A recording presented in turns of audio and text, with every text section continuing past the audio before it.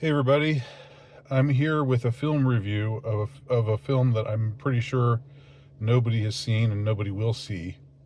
Um, but it was pretty well made, and it's on an interesting event or series of events in recent history, and it mostly plays it straight and factual, and despite the subject matter doesn't get into glaringly preachy, politically correct territory. It just sort of shows the events as they were reported to have happened, more or less.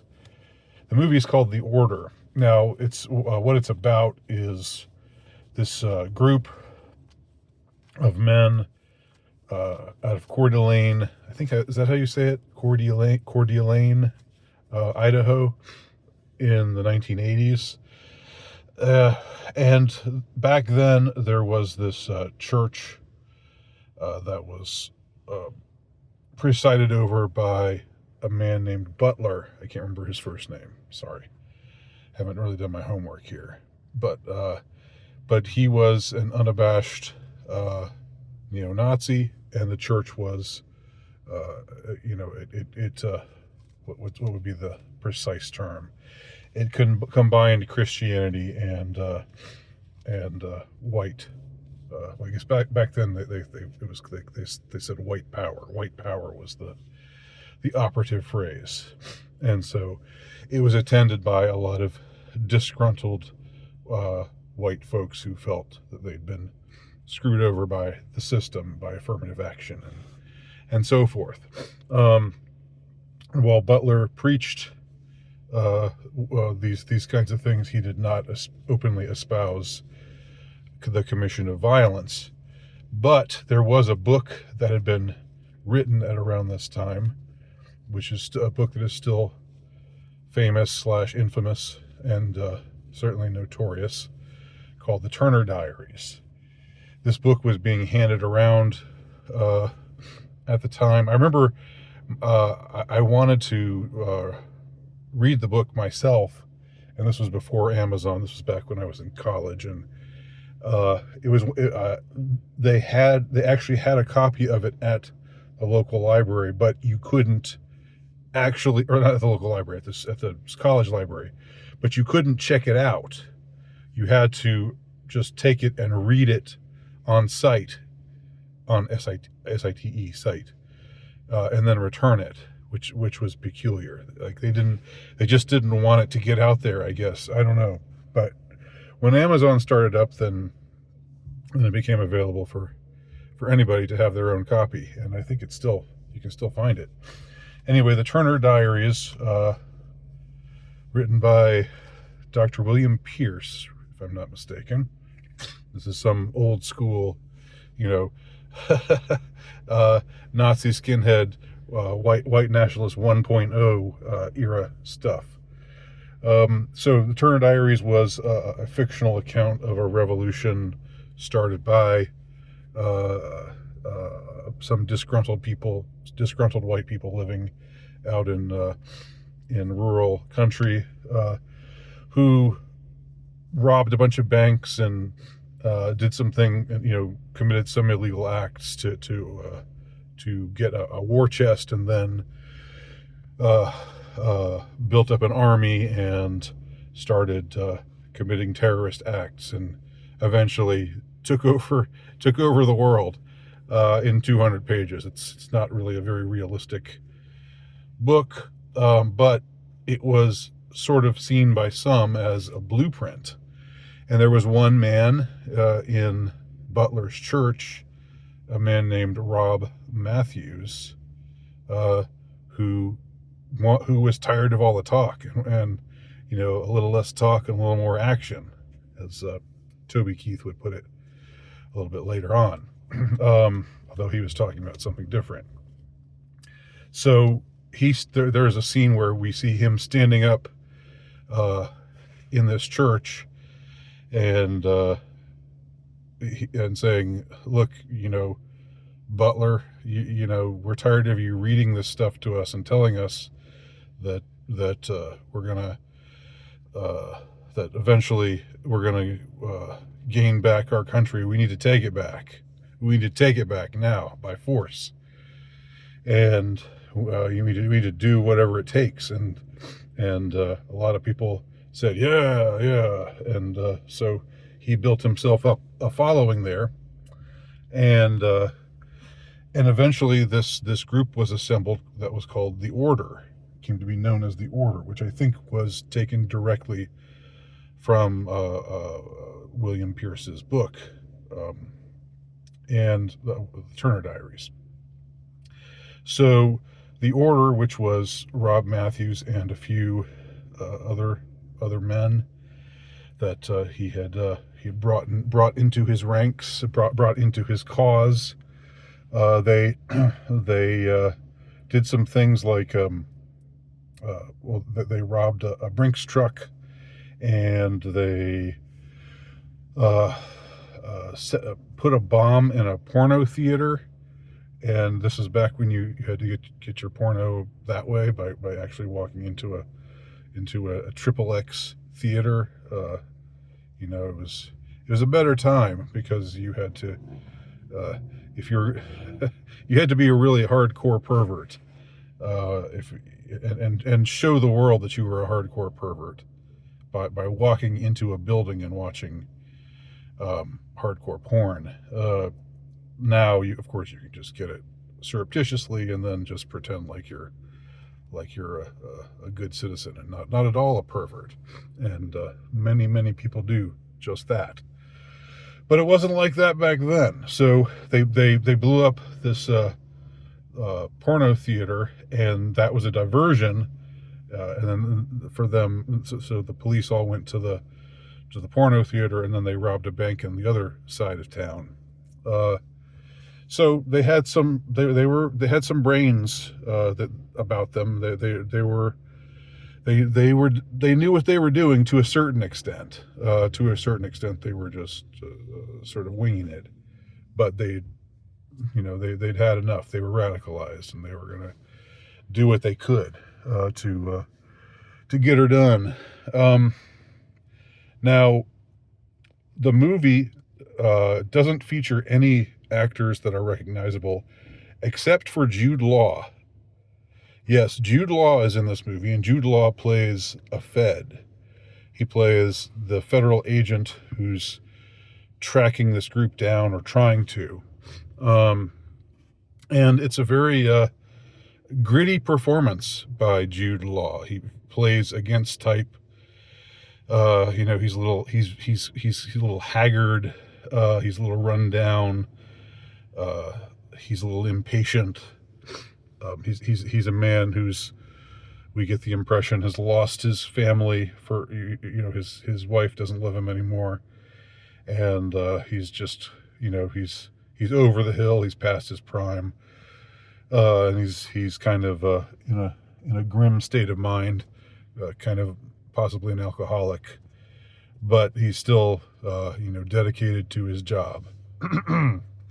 And but other than Jude Law's character, other than Jude Law, I don't think there's anybody else in the movie who is a known actor. Now, the actor that plays Rob Matthews, the leader of the Order, is a very striking, bears a very striking resemblance to a younger Tom Cruise, which I thought was a really interesting choice. Well, it was an interesting look. It's interesting that they found a guy who looked like that, but who wasn't. It's like a off-brand Tom Cruise. Not exactly. Only Tom Cruise can be Tom Cruise. Don't get me wrong, but this guy has a pretty strong resemblance in a lot of ways, facially speaking. And the movie also intriguingly plays or has Rob Matthews be played in a manner that is mostly likable. We are given the opportunity to see him the way that his followers see him. He seems earnest. He seems sincere.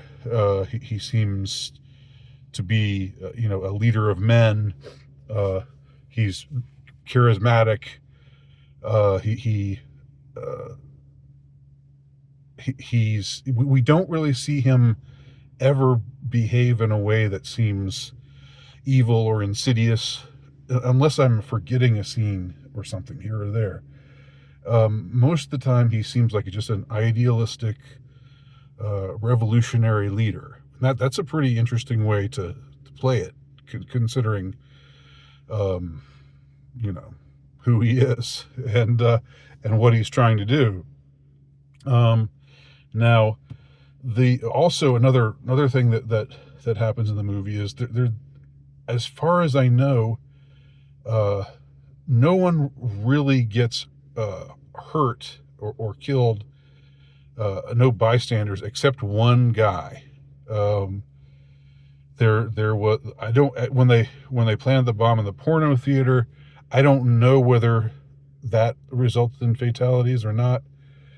We didn't see anybody, screaming and running out of the theater, screaming, or any charred corpses or anything like that. So if there were fatalities from that act, from bombing that theater, it wasn't shown to us. But the only time we see somebody get killed is when there's a bystander who comes across the order as they're in the process of robbing the Brinks truck. And he decides to go vigilante, takes out his gun, starts shooting at them, and then they shoot back and shoot him dead. But that's it. So interestingly, the movie, I'm not saying the movie is pro the order, definitely not saying that. But I do think that the way that it's generally played is fairly down the middle. It's sort of, it resists the urge it resists the temptation, I should say, to stray into preachy, smarmy, propaganda about the insidious far right and so forth. Except for one thing, one thing in the postscript at the very end of the movie, talks about how the Turner Diaries have been followed by or were a blueprint for many people, including those who were at the Capitol building on January 6th, 2021.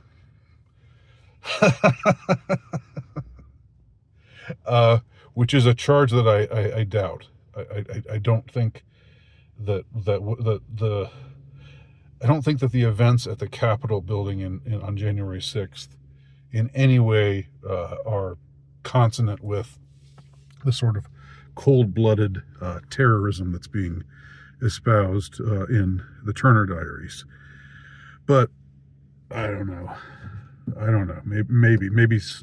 Maybe somebody who was there on January 6th liked the Turner Diaries, and so now it can be claimed that it's due to the Turner Diaries that January 6th happened.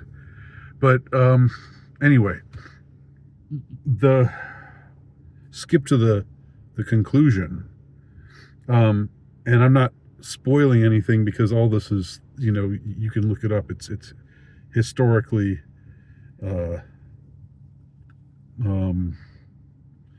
it's just, these are just historical facts.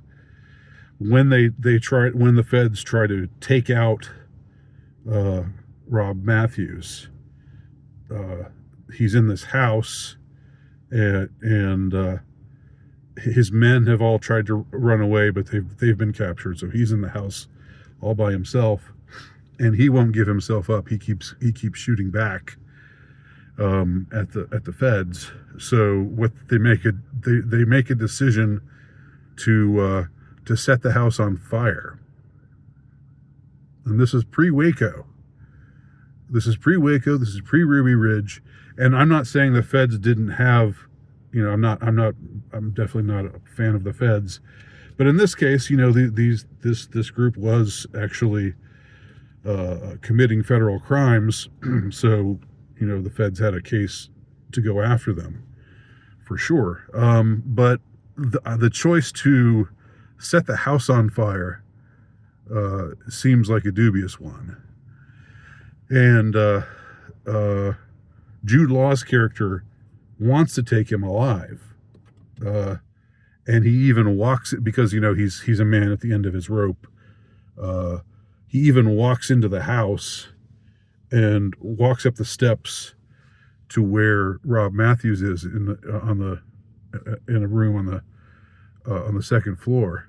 He walks into the house as it's in the process of burning down and says, "Come on, let's go out. Let's leave," because he wants to take this guy alive. But Rob Matthews will not go. He just turns around, fires his gun, and then at him and chases him off. And so Jude Law has to run out of the house, and then he just puts on his gas mask and gets into the bathtub and tries to outlast the fire, but basically just gets smoked out and dies presumably of smoke inhalation. But you know, it's a pretty hardcore way to go out. I found myself in a way rooting for I guess this wouldn't really be a surprise, but because they weren't really shown to be, we weren't really seeing them do anything incredibly nefarious. You know, I think I found myself sort of rooting for the for the order guys. I mean, when it comes to groups taking on the feds, I'm just sort of wired that way. I mean, I would feel the same way if they were black radicals, you know, if they were the people from MOVE in Philadelphia or something like that. But anyway, he's ultimately martyred, quote unquote, or it comes across that way. His heroism, or he's shown to you know, have the courage of his conviction that he'll go down, you know, with the ship rather than be taken prisoner. So all in all, I would say The Order is worth seeing. Now, I don't even know if it's still around. It probably isn't. It probably was just in movie theaters for a couple days. And maybe it's going to go to video now, or to video. That's right, folks. It's 1987. I'm still living in 1987. It's going to be on video now. Go to Blockbuster and you can get your video, your VCR tape version of The Order there. If only. But you'll probably be able to see it streaming somewhere pretty soon. And if you do get a chance to see it, and if this sounds interesting to you, then I would recommend seeing it. I think that Jude Law is a standout, and I also think that whoever the actor is, the Tom Cruise-esque actor who plays Rob Matthews, is also a standout. So that's my review of The Order. Thank you.